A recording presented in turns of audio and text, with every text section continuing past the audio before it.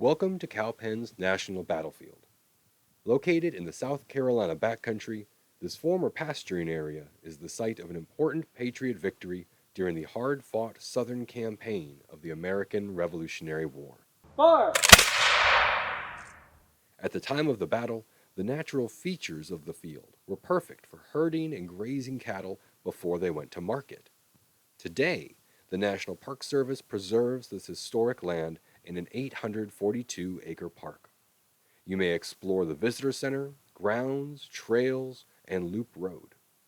Rangers, volunteers, and partners offer a variety of experiences, such as ranger-led programs, special events, educational opportunities, and much more. The Southern Campaign began in 1778. At the time, the war was in a stalemate in the North. Neither side could claim victory. To make matters worse for Britain, France and Spain had entered the war and sided with the Americans. This development threatened British assets around the world. In response, Britain sought to protect their lucrative colonies and cash crops in the American South. At first, the outcome of the campaign seemed bleak for the Patriot cause. After capturing Savannah, Georgia in 78, Britain captured a large American force at the Siege of Charleston, South Carolina in 1780. These losses were followed by a string of Patriot defeats at the Battle of the Waxhaws and Battle of Camden. These events were later avenged, however, by Patriot victories at the Battle of Kings Mountain and here at the Battle of Cowpens. On the bitterly cold morning of January 17, 1781, Brigadier General Daniel Morgan of the Continental Army defeated British forces led by Lieutenant Colonel Bannister Tarleton in a classic military tactic known as a double envelopment. Morgan was an experienced military leader and prepared his troops in a defense in depth. This means he arranged his soldiers in three progressively stronger lines of defense, with cavalry in reserve. Skirmishers who shot accurate rifles were placed in the first line and were instructed to fire at British officers. Militia were placed in the second line to further slow and weaken the British army. Well-trained Continental soldiers were placed in the third line to finally defeat the weakened enemy. Morgan instructed the skirmishers and militia to fall back after firing a couple volleys. After firing at the quickly advancing British forces, the skirmishers fell back to the flanks of the militia on their left and right. The militia later fell back behind the Continental regulars. Tarleton was a young, aggressive, and impulsive commander who mistakenly thought Morgan's forces were breaking. After a devastating surprise volley and charge by the Continental regulars, the militia and cavalry encircled the exhausted British forces. The double envelopment was complete.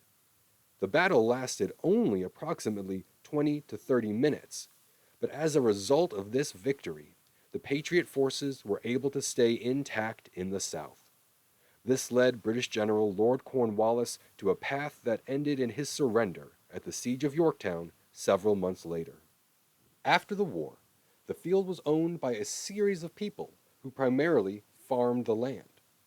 The first effort to erect a monument at Cowpens was not undertaken until 1856, when the Washington Light Infantry from Charleston, South Carolina, constructed a monument to commemorate the battle. The finished product consisted of an octagonal base with shell and sand from Sullivan's Island, and an iron shaft, all capped by a ball with a golden eagle on top. Locals gathered at Cowpens for commemorations and events, including a gathering in 1861 to celebrate South Carolina's secession from the Union. By the 1970s, multiple buildings and Highways 11 and 110 were constructed through the battlefield. Thanks to the efforts of South Carolina's congressional delegation and local chapters of the National Society of the Daughters of the American Revolution, a small tract of land was designated as a National Battlefield Site on March 4, 1929. In 1932, a tract of land was purchased to build an obelisk monument on the field. This monument, known as the U.S. Monument, was later moved to a new location on the field, and the visitor center was constructed behind it. After decades of lobbying by state politicians, community leaders, and professional experts, President Richard Nixon signed a law expanding Cowpens National Battlefield site into a national battlefield. This legislation authorized over $5 million for acquisition of approximately 845 acres and park development. Highways were redirected, buildings removed, and land restored to resemble its 18th century appearance.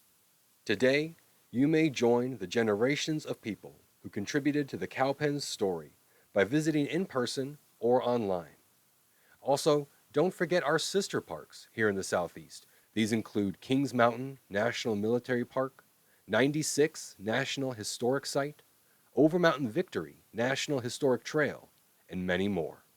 So thank you for watching, and we hope to see you soon.